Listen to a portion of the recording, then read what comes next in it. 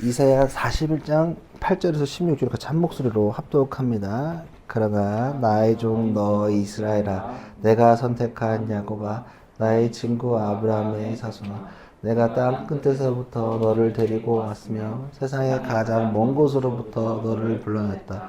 그리고 내가 너에게 말하였다. 너는 나의 종이니 내가 너를 선택하였고 버리지 않았다고 하였다. 내가 너와 함께 있으니 두려워하지 말아라. 내가 너의 하나님이니 떨지 말아라. 내가 너를 강하게 하겠다. 내가 너를 도와주고 내 승리의 오른팔로 너를 붙들어 주겠다. 너에게 화를 낸 모든 자들이 수치를 당하며 당황할 것이다. 너와 다투는 자들이 아무것도 아닌 자들처럼 되어서 멸망할 것이다. 내가 아무리 찾아보아도 너에게 대적하는 자들을 만나지 못할 것이며 너와 싸우는 자들이 아무것도 아닌 것 같이 허무한 것 같이 될 것이다. 나는 주 너의 하나님이다. 내가 너의 오른손을 붙잡고 있다. 내가 너에게 말한다. 두려워하지 말아라. 내가 너를 돕겠다. 너 지렁이 같은 야곱아, 벌레 같은 이스라엘아, 두려워하지 말아라. 주님께서 말씀하시기를 내가 너를 돕겠다. 나 이스라엘의 거룩한 하나님이 너를 속량한다고 하셨다. 내가 너를 나를 날카로운 새 타작기로 만들 터이니 내가 산을 쳐서 부스러기를 만들 것이며 언덕을 겨뤄 만들 것이다. 내가 산들을 까불면 바람이 그 가루를 날려버릴 것이며 회오리 바람이 그것들을 흩을 것이다. 그러나 너만은 나 주와 더불어 기뻐할 것이며 나 이스라엘의 거룩한 하나님을 찬양할 것이다. 아멘. 오늘 이사야 41장 8절 16절 내던져지는 인생 붙드신 하나님의 제목으로 말씀을 나누겠습니다.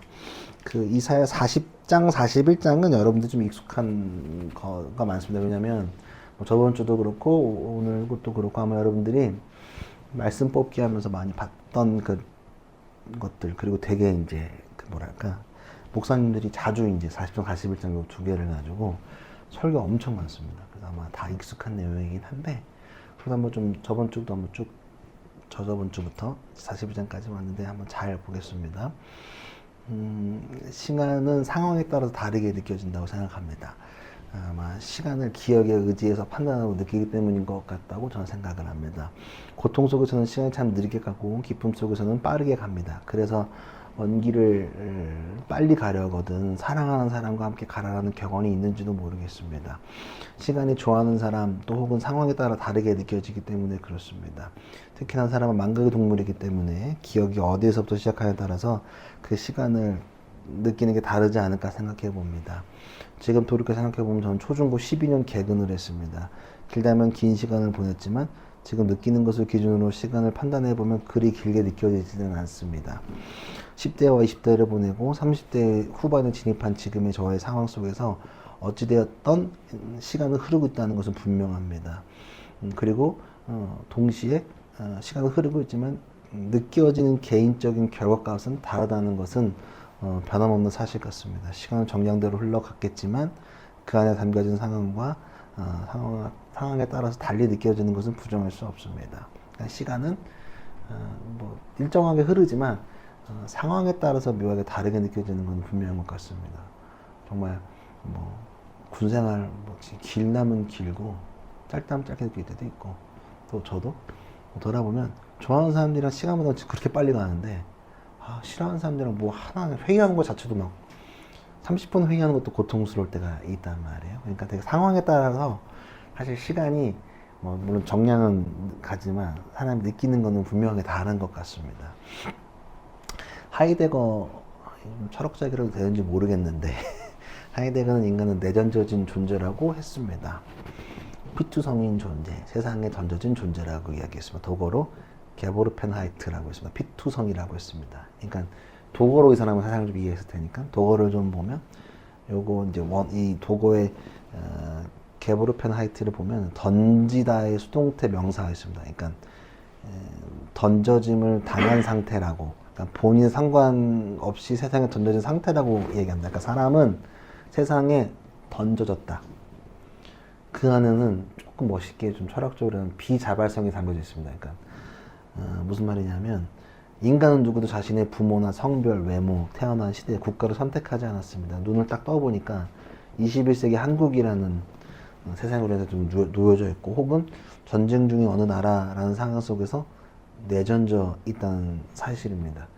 그러니까 하이데거 말이 틀린 말은 아닌 것 같아요. 그냥 사실은 논 초이스. 내가 선택하지는 않았다는 건 분명한 것 같습니다. 그냥 내전져져서 눈을 딱 떠보니, 전 지금 눈을 딱 떠보니 AI 시대를 살아가고 있는 것이죠. AI 시대 어렸을 때 공상 만화 아톰 보고 뭐 만화 보면 그 아스라다 나온 거 신세기 사이버 포뮬러 같은 거 보면서 이제 저는 상상을 했었는데 그게 진짜로 되니까 조금 놀랍고, 또 제가 나라를 선택하지도 않았고 한국에 태어나고 싶어 태어난 것도 아니고 눈을 떠보니 그냥 한국 서울 근처 어느 동네 위성도시 그 정도에서 그냥 어렸을 때 시간을 보내고 또 더 시골로 들어갔다가 여기 이제 수지까지 흘러온 사람이 된 겁니다.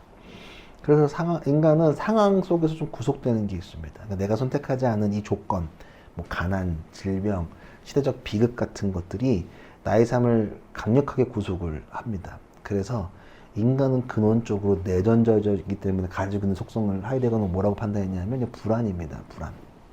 사람은 근본적으로 불안한 존재라는 겁니다. 왜 하필 나일까? 왜 하필 지금일까라는 질문 앞에 무력감을 느끼는 상태. 요거를 P2의 상태라고 합니다. P2. 더 설명 안 하겠습니다. P2입니다. P2. 그러니까 P2 속에 있는 사람은 무기력하고 불안하다. 그리고 그 P2의 상태에 있는 사람들은, 그 시스템은 있는 사람들은 무기력 속에 좀 갇혀 있습니다. 내던져져 있기 때문에.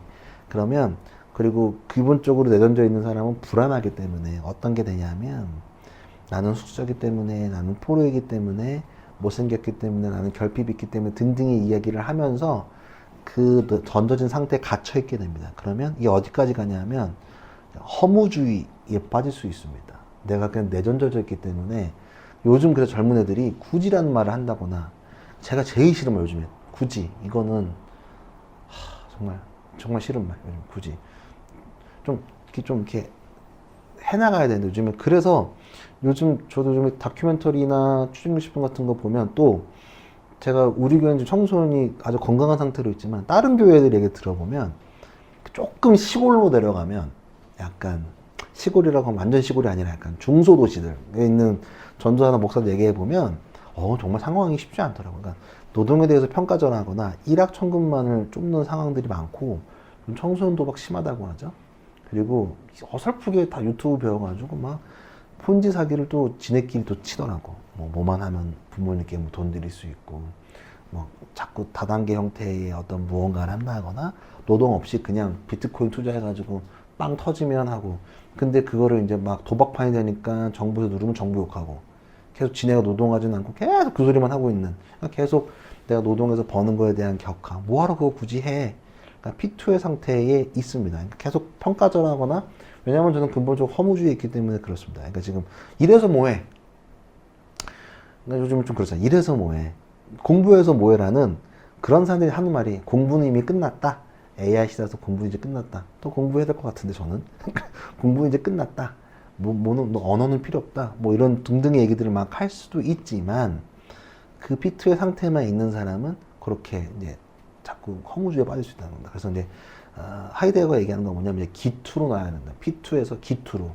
기투는 상황을 받아들이고 미래를 향해 당신을 다시 던지는 거를 기투라고 합니다. 내가 내던졌지만 내일 다시 내가 그리는 그 상황에 던지는 걸 기투라고 합니다. 그럼에도 불구하고 나는 살아갈 것이다 라고 외치는 것입니다. P2된 존재인 인간이 현재 상황을 극복하고 스스로 미래를 계획하고 설계하며 나아간 능동적인 행위를 바랍니다. 그게 이제 하이데거가 말하는 P2에서 기투입니다. 근데 그거는 어느 정도 우리가 공감도 되고, 그 철학자가 말한 게 틀린 것 같지는 않다. 저도 사실 딱 하이데거 보면 진짜 그러네 생각이 듭니다. 우리가 인생이란 바다에, 인생이란 배에 탔는데 사실은 우리가 이 바다에서 티켓 끄는 것도 아니고 목적지를 정해 탄 것도 아닙니다. 자고 일어났더니 망망대 한가운데 떠있는 배 위에 덩그러니 놓여져 있는 것과 같다라고 볼 수 있습니다. 파도는 치고 바람은 부는데 내가 왜 여기에 있는지, 어디로 가는지 모릅니다. 그러니까 거기가 하이데거가 말한 실존 내던져짐입니다. 오늘 바벨론 포로기의 이스라엘 백성들의 상황이 딱 이렇습니다. 그쵸? 내던져졌어요. 눈 딱 떠보니까 나라 망해 있고, 자신들은 노예 신분이고, 온통 우상을 섬기는 거대 제국들이 주위를 둘러싸고 있습니다.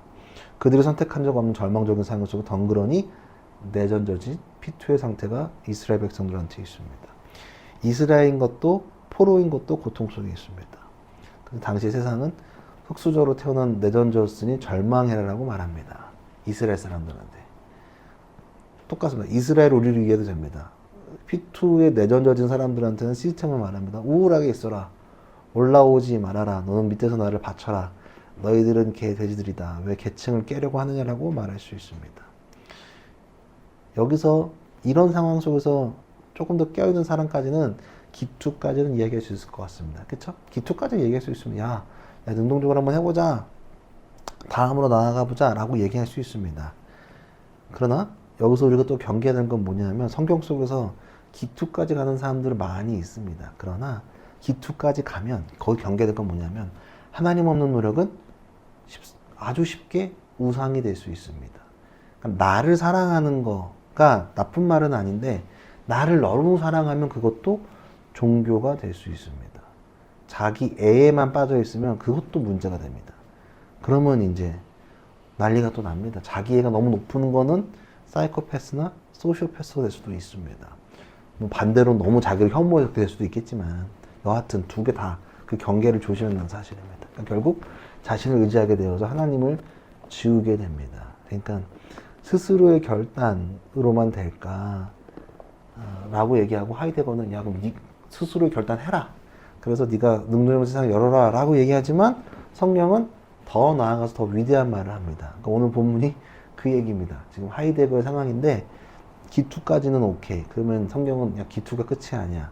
진짜를 얘기해 줄게 라고 얘기하는 거고 저는 오늘 본문 동일하게 봤습니다. 오늘 본문 다시 같이 한번 읽어볼까요? 이거는 PPT로 제가 준비를 했습니다. 8절 9절입니다. 시작. 그러나 나의 종도 이스라엘아 내가 선택한 야곱아 나의 친구 아브라함의 자손아 내가 땅 끝에서부터 너를 데리고 왔으며 세상의 가장 먼 곳으로부터 너를 불러냈다. 그리고 내가 너에게 말하였다. 너는 나의 종이니 내가 너를 선택하였고 버리지 않았다고 하였다. 하나님은 이스라엘에게 내가 너를 선택했다라고 하십니다. 우리의 상황이 내던져져 있고 불안하고 힘든 가운데 성경에서는 또 말씀 안에서는 너희는 내던져진 게 아니라 하나님의 보내심이라는 목적이 있음을 우리는 기억해야 됩니다. 그러니까 던져진 그곳에 혼자 있는 것이 아니라 하나님이 함께 계신다는 사실입니다. 던져진 그곳에서 우리가 보는 것은 하나님이 아니라 타인일 때가 굉장히 많습니다. 현대인이 자신의 삶을 두려워하는 이유는 자신의 가치를 성취나 타인의 인정해 두기 때문에 그렇습니다. 그래서 성취나 인정이 무너져 버리면 존재가 무너지는 사람들이 굉장히 많습니다. 인정 욕구에 빠져 있는 사람들은 거기에 완전히 빠져버립니다. 그래서 우리가 집중해야 될 건 9절입니다. 내가 너를 택하였다. 내가 너를 택하였다에 집중해야 됩니다. 세상은 네가 유능해야 너를 택한다고 말하지만 네가 잘해야 되지만 네가 뭐가 좋아야 되지만 선택한다라고 말하지만 그건 당연한 이치일지도 모르겠습니다. 그래서 네가 당연히 잘해야 선택을 하죠. 그러나 하나님은 내가 너를 택했으니 귀하다. 세상은 네가 귀하고 능력 있어 택했다라고만 얘기하지만 성경은 반대로 얘기합니다. 하나님이 너를 택했기 때문에 하나님이 나를 택했기 때문에 귀하다라고 이야기하는 겁니다. 그 사실을 우리는 좀 절대 잊어서는 안 됩니다. 사실은 던져진 것 같지만 피투로 이해할 수 있겠지만 사실은 택함을 받은 상태라는 겁니다. 구절을 보면 하나님은 버리지 아니하였다 라고 얘기합니다. 버린 적 한 번도 없다. 너를 내던진 적도 없다라는 겁니다. 사실은 여기서 버리다라는 표현은 토기장이가 여러분들 이천이나 여주 가면 이거 옛날에 지금도 많이 있긴 해서 도자기 하시는 분들 보면 토기장이가 불량품을 깨뜨려 그 사람들은 그 원래 장인들은 작품 만들고 잘못 불량품 좀 깨버리는 게 장인이잖아요. 그것처럼 버리다는 건 그런 겁니다. 근데 하나님은 버리지 않았다. 니네가 실패했지만 버리지 않았다. 그리고 너네를 폐기 처분하지도 않았어. 확증을 하시는 겁니다. 그러니까 우리의 정체성은 우리의 행위나 현재 처지에 있지 아니하고 하나님의 선택 가운데 있다는 사실을 잘 기억해야 됩니다. 그리고 8절에 보면 나의 친구 아브라함을 소원합니다. 하나님이 아브라함을 나의 친구, 나의 친구 아브라함의 후손이라고 얘기합니다. 그러니까 이 관계가 이스라엘 도덕성 때문에 선택한 게 아니라 언약의 기초함을 상기하면 영화 보면 갑자기 주인공 아빠가 비극적으로 돌아가셨어. 되게 능력 있는 사람인데 근데 이제 아빠 친구가 이제 도와준단 말이야. 왜 도와줘? 얘가 이뻐서? 아니야. 내 친구 딸이기 때문에 도와주고 살려주고 하는 것들이 있단 말이야. 물론 이 정도 수준은 아니지만 그 안에 보면 이제 약속을 했지. 야, 내가 만약에 희생되면 내 가족을 네가 좀 돌봐줘라.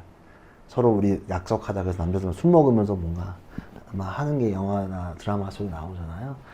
뭐 그 정도보다 훨씬 더 위에 언약은 그런 거 이상인데 아주 쉽게 생각하면 그 정도로 빠르게 이해하면 좋을 것 같아요. 그냥 약속했기 때문에 너네가 이뻐서가 아니라 하나님은 언약의 기초이기 때문에 우리 언약 가운데 있잖아요. 하나님이 이스라엘도 마찬가지로 우리 언약 가운데 있기 때문에 그 사실을 좀 봐야 됩니다.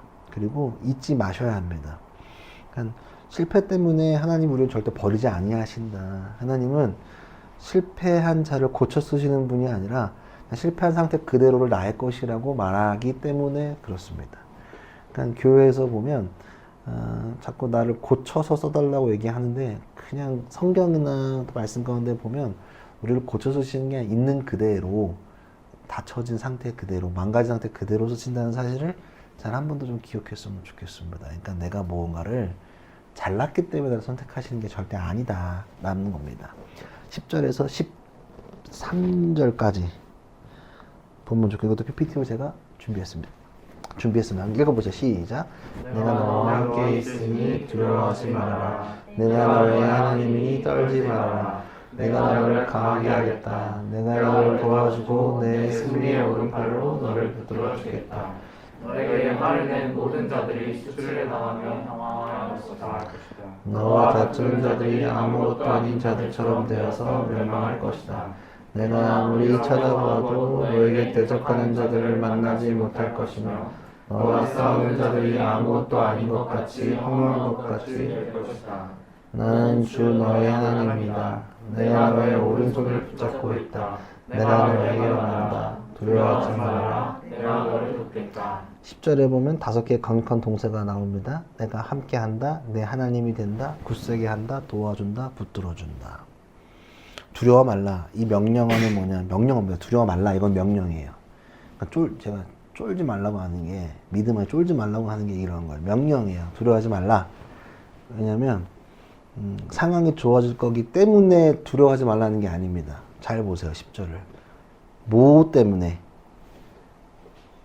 왜 두려워하지 말라? 내가가 들었어요. 내가. 누가? 내가가 누구야? 그래서 내가는 하나님이 함께 하니까 함께 하시니까 두려워하지 말아라. 너 자체는 불안한데 이건 명령이에요. 내가 너와 함께 하니까 걱정하지 말라고 합니다. 두려워하지 말라. 그리고 승리의 오른팔을 오른팔로 붙들어준다. 들어준다. 이게 뭐냐면 근동 법전서 오른손은 증인의 보호와 무죄 선언이고 왕의 통치권 상징합니다. 오른손 이게 약간 좀 긍정이잖아요, 사실은. 하나님이 이스라엘 변호사이자 통치자로 개입하심을 보고 있습니다. 보면 두려움의 본질은 홀로 있습니다. 혼자 있는 거 내던져는 것 같으니까 홀로 있는데 이 피투의 상태가 아닙니다. 자, 어린아이가 어둠을 무서워할 때 필요한 것은 불이 아닙니다. 우리 꼬맹이들이 어둠 속에 있을 때 불우한 거 불이 있기 때문에 없기 때문이 아닙니다. 불을 켜주는 게 중요한 게 아니라 부모의 손이 잡아주는 게 포인트입니다. 제가 아이를 키워본 적은 없지만 아이가 이렇게 어둠 가운데 있으면 불 켜주는 것도 마찬가지로 빨리 일단 손 잡아주는 게 부모님이 하는 행동이겠죠. 그러니까 두려워 말라는 명령은 감정을 억누르라는 뜻이 아닙니다. 너의 주인 누구인지를 기억하라. 주인이 바뀌면 두려움의 대상도 바뀝니다.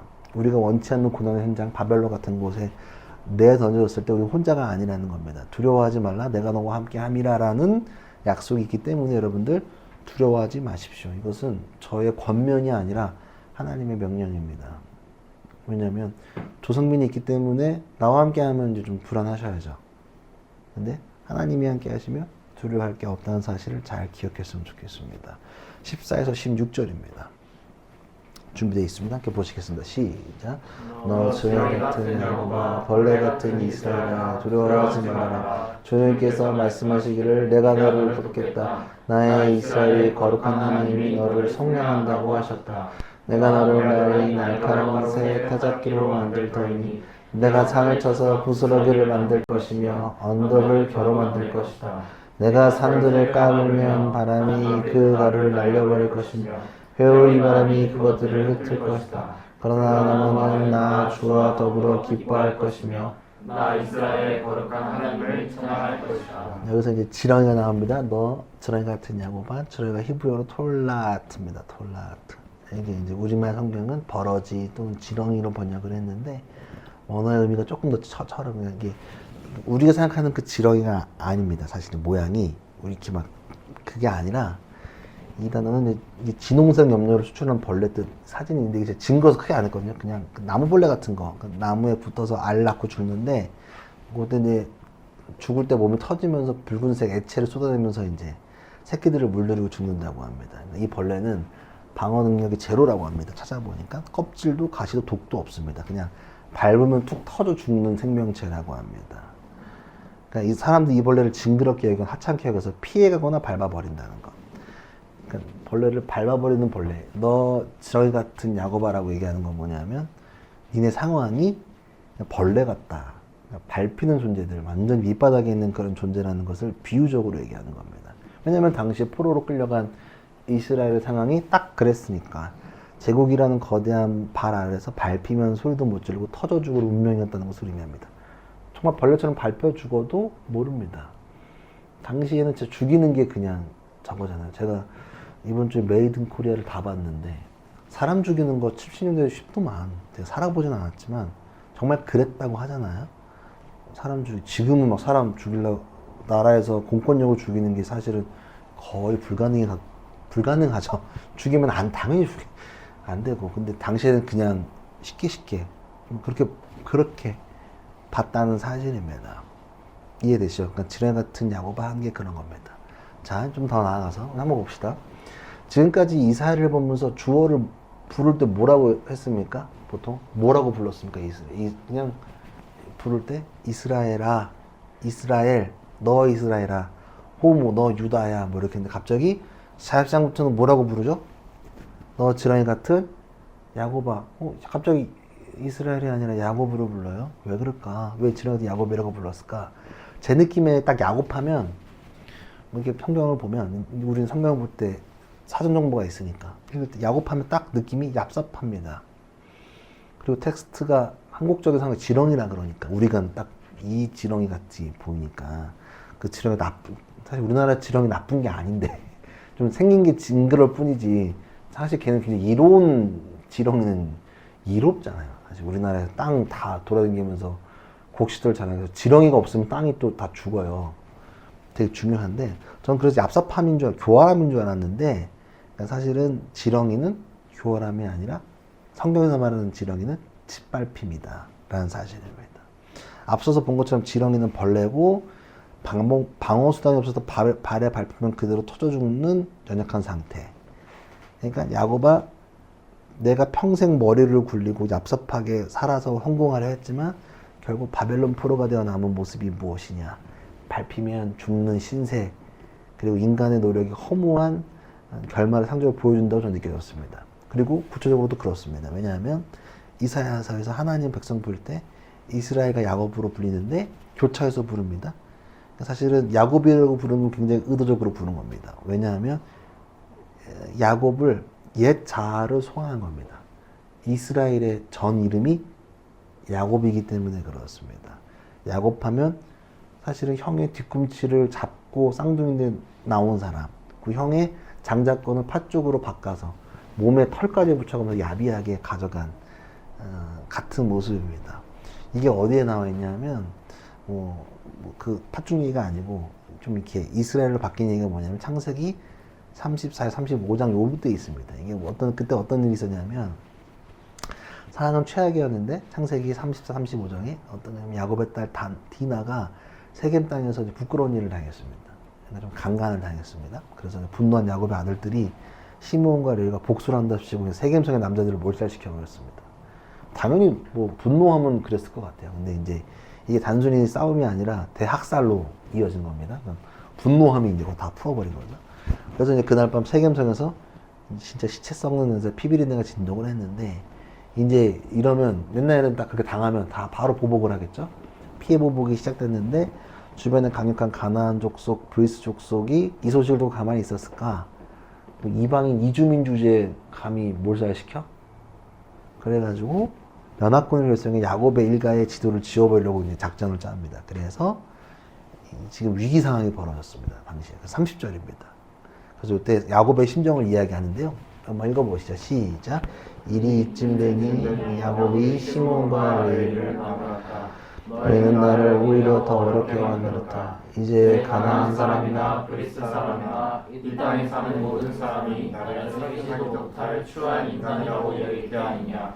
우리는 수가 적은데 그들이 앞서서 나를 치고 나를 죽이면 나와 나의 집안이 다 물살을 당할 수밖에 없지 않느냐. 절규가 느껴지시죠? 나는 수가 적다. 그들이 물면 안 죽는다. 우리 집안 끝난다. 야곱의 거대한 이 코끼리떼 앞에도 한 마리의 지렁이와 같은 상황이 벌어지고 있는 거. 도망갈 것도 없고 싸울 힘도 없고 주변에 모든 부족이 칼을 갈고 있는 사면초가의 상황입니다. 누가 발만 딱 구르면 터져 죽을 수도 있는 버러지 같은 야곱의 이때의 모습이었습니다. 그때 이제 바닥처럼 바닥에 기일 때 하나님의 음성이 들려옵니다. 야곱이 두려워 떨며 잠 못 잘 때 하나님 찾아서 말씀하시는데요. 요것도 준비되어 있습니다. 함께 읽어보시죠. 시작. 하나님이 야곱에게 말씀하셨다. 어서 배를 올라가 거기에서 살아라. 네가 너의 형에서 피해 도망칠 때에 너에게 나타난 하나님께 재단을 쌓아서 바쳐라. 군대를 모아라가 아닙니다. 무기를 만들어라도 아닙니다. 네가 형 에서를 피해 그 팥죽 가로채고 도망갈 때 그때 나타났던 하나님께 재단을 다시 쌓으라고 말합니다. 그러니까 너 무슨 뜻이냐면 너는 지금 지렁이처럼 약하지만 내 뒤에는 내가 있다. 내가 너를 지켰던 그 베델로 돌아와라라고 얘기가 초대를 다시 하는 겁니다. 그때 야곱이 바로 결단을 합니다. 자신이 의지했던 또 두려워했던 이방신들과 기고리들 다 모아 세겜 상주난 앞에 묻어버립니다. 의지하지 않겠다. 더 의지하지 않. 나는 이 세상의 힘으로 사는 게 아니라 오직 하나님만 의지하겠다는 항복 선언이었습니다. 근데 어떤 일이 벌어졌냐면 35장 5절 하나님께 나아가 이렇게 되었습니다. 준비되어 있죠? 시작. 하나님이 사방에 있는 모든 성읍 사람들을 두려워 떨게 하셨으므로 아무도 야곱의 아들들을 추격하지 못하였다. 놀랍죠? 지렁인 줄 알고 밟아 죽이려고 했던 가나안의 족속들이 오히려 야곱을 두려워하였고 벌벌 떨게 되었습니다. 야곱이 강해져서가 아닙니다. 하나님이 그들 마음에 거룩한 공포를 심어주셨기 때문에 그렇습니다. 이거는 야곱의 힘이 아니라 하나님의 힘이라는 사실을 여러분 기억하셔야 됩니다. 그러면서 35장 10절에 이렇게 말씀하시는 거예요. 이거 한번 읽어봅시다. 시작. 하나님이 그에게 말씀하셨다. 너의 이름이 야곱이었지만 이제부터 너의 이름은 야곱이 아니라 이스라엘이다. 하나님이 그의 이름을 이스라엘이라고 하셨다. 보시죠. 그러니까 야곱은 조금 이제 패배자 루저의 느낌이 나면 이스라엘은 승리의 그러니까 이스라엘로 부르겠대요. 야곱이 이제 아니야. 넌 이스라엘이야. 근데 이제 하나님 다시 지금 야곱의 이름을 끄집어 왔단 말이에요. 야곱하면 딱 떠오르는 건 뭐냐면 도망가고 피하고 이런 느낌인데 이제 더 이상 네가 모든 걸 다 상대방에 묻어버리고 내가 나와갖고 내가 너를 동행한다는 사실의 상징이 뭐냐면 이스라엘이라는 겁니다. 자, 지금 상황에서 하나님께서 다시 한 번 더 41장을 돌아와서 지렁이 같은 너 야곱아 두려워하지 말라라고 하는 건 그때를 다시 한번 상기시키는 겁니다. 그때를 네 선조 그 야곱 그때를 기억시키는 겁니다. 그리고 내가 너를 이가 날카로운 새 타작기로 삼으리라고 약속합니다. 두려워하지 마. 야곱, 이스라엘 야곱은 너 아니고 이제는 너를 아주 날카로운 새 타작기로 삼으라는 말씀입니다. 이미 창세기에서 다 약속이 됐습니다. 지렁이구나라고 탄식할 때 하나님은 걱정하지 말아라. 힘을 길러주는 게 아니라 어디로 올라오라? 베델로 올라오라고 말씀하십니다. 그러니까 물론 뭐 교회로 올라오는 말도 있지만 사실은 자꾸 교회 갇히면 안 돼요. 하나님께 올라오라. 자꾸 너네가 다른 거 보지 않고 그렇다고 너를 강하게 만들 건 아니야. 하나님은 그들의 마음에 야곱을 두려워하게 해서 공격조차 못하게 만드는 것들을 봅니다. 때로는 그렇게 역사된다는 사실입니다. 자꾸 그러니까 우리가 두려워할 이유가 전혀 없다는 겁니다. 야곱을 새로운 타작기로 만든다고 하는데요. 이 날카로운 새 타작기, 히브리어로 모락이라고 합니다.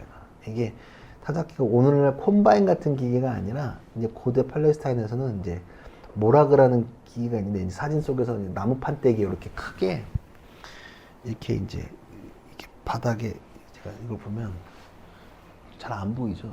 이게 나무 널빤지에서 여기 보면 다 여기 다 돌입니다. 이게 촘촘하게 돌로 다 박아놓은 거고 여기 보면 소가 이렇게 끌어가는데 사람이 서 있죠. 널빤지 위에 이게 촘촘하게 여기 다 지금 넣어놓은 겁니다.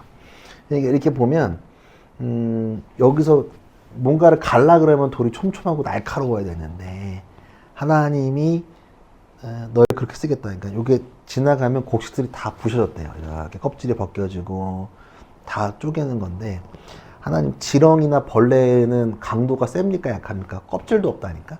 여기서 말하는 지렁이는 껍질도 없는 너희 지렁이 같은 너희 하나님은 형질을 완전히 바꾸고 딱딱하게 만드셔서 고난을 부셔버리는 무기로 쓰시겠다라고 말합니다. 산들을 쳐서 부스러기로 만들 것이며 과장이 아닙니다. 그러니까 타작기가 지나간 자리는 다 가루로 만드는 기계입니다. 가루로 만드는 기계. 그러니까 너희를 그 날처럼 쓰겠다라고 말하는 겁니다. 지렁이랑 이 타작기의 모습이 대비되는 겁니다. 말랑말랑하고 밟아 없어질 그 벌레 같은 야곱이 예전에 이스라엘임을 다시 한번 더 기억하고 타작기로 되는 것. 그러니까 형질을 변경하여서 밟으면 터지는 게 아니라 세상을 부수는 철의 타작기가 되는 것. 이것이 십자가의 능력이고 복음의 역설입니다. 말씀을 정리합니다. 하이데거는 인간은 이유 없이 던졌다고 했습니다. 그러나 우리는 우연히 내던져진 존재가 아닙니다. 하나님은 우리를 선택하시고 보내셨다는 사실입니다. 그리고 우리가 스스로 무언가를 하길 원하지 않으십니다. 우리가 원치 않는 고난 현장, 바벨론 같은 곳에 내던졌을 때 우리는 혼자가 아니라는 것을 기억하셔야 합니다. 내던져진 게 아니기 때문에. 왜냐하면 하나님이 함께 하실 거기 때문에. 두려워 말라 내가 너와 함께 함이라는 약속이 있기 때문에 그렇습니다. 저는 어디 가든지 제가 죽을 때까지 기억하는 건 뭐냐면 하나님은 절대 우리를 강하게 만들지 아니하십니다. 절대로 우리는 절대 강해질 수도 없고 능력이 있을 수도 없습니다. 그러나 우리와 함께함으로 강함이 되어준다는 사실만큼은 변하지 않습니다. 그러니까 우리가 찐빤하고 쉽게 말하면 찌질하고 짝치고 이런 게 있을 수밖에 없어요. 우리는 사람이 나도 있단 말이야. 다 있어요. 싫지만. 그러나 그거와 상관없이 강함이 되어준다는 사실을 여러분들이 좀 잊지 않고 늘 붙들었으면 좋겠어요. 자꾸 나는 왜 안 되지라고 질문해서 내가 뭔가 노력이 부족한가? 물론 노력을 안 하는 것도 있겠지. 근데 거기에만 갇히지 말라는 얘기예요. 그러니까 내가 정말 나 진짜 최선을 다하는 것 같은데 왜 이게 안 되지라고 질문을 보실 때 하나님과 내가 함께 하시냐라는 질문을 던져보면 참 좋겠다는 사실입니다. 그리고 그 강함은 우리의 의지나 우리의 모습 때문은 아닙니다. 우리는 벌레 같고 아무것도 아니고 내던졌지만 하나님이 날카로운 도구로 사용하신다는 사실을 잘 기억했으면 좋겠습니다. 내가 아니라 하나님으로 인하여 강해진다. 내 학벌로 내가 강해지지 않는다. 내 생김새로 나는 강해지지 않는다. 내 능력이 아니라 오직 하나님으로 인하여 강함이 된다는 사실을 여러분들 잘 붙드셔야 합니다. 야곱이 아닌 새롭게 된 이스라엘로 쌓아가는 우리가 되길 기대하고 소망합니다. 하나님은 또 야곱이어도 이스라엘이어도 사랑하십니다. 네, 여러분들 하나님 강함이 되어준다는 그 사실을 좀 잘 붙들었으면 좋겠고 자꾸 내가 뭘 할라 그러면 산으로 가요. 내 던져진 게 아니라 그 내던짐 속에서 하나님이 함께 계신다. P2에서 기투는 세상 사람들은 얘기할 수 있는데 우리는 그 기투를 넘어서서 하나님과 동행하심으로 하나님의 명령으로 좀 나아갔으면 좋겠습니다. 어디에 있든지 간에 쫄지 마시고 하나님 가운데 힘을 좀 단단하게 좀 의지하면서 나아갔으면 좋겠습니다. 저도 그래서 늘 자신감 있게 하려고 무진장했습니다. 왜냐하면 하나님이 나는 알기 때문에 나는 아무래도 강하지 않기 때문에 뭘 해도 강하지 않지만 뭔가 힘있게 뭔가를 얘기하고 말씀을 얘기할 수 있는 건 뭐냐면 온 우주 만물을 창조하신 하나님이 나를 날카롭게 쓰실 거기 때문에 나도 동일하게 새 타작기로 쓰실 거기 때문에 지렁이 같고 벌레 같고 아무것도 아닌 것 같지만 하나님은 그런 존재를 강력하게 쓰신다. 그거에 대한 감사를 여러분들 좀 했으면 좋겠고 그거를 좀 의지했으면 좋겠습니다. 자꾸 좀 안 넘어지고 허무주의에 좀 안 빠졌으면 좋겠어. 우리가 그렇게 해서 됐다. 왜? 당연히 노동은 귀한 건데 해야죠. 돈 때문에 무섭지만 그래도 이겨내야죠. 앞으로 가야죠. 하나님이 하실 일을 기대하고 나아가는 저와 여러분 되기를 간절히 소망합니다. 함께 기도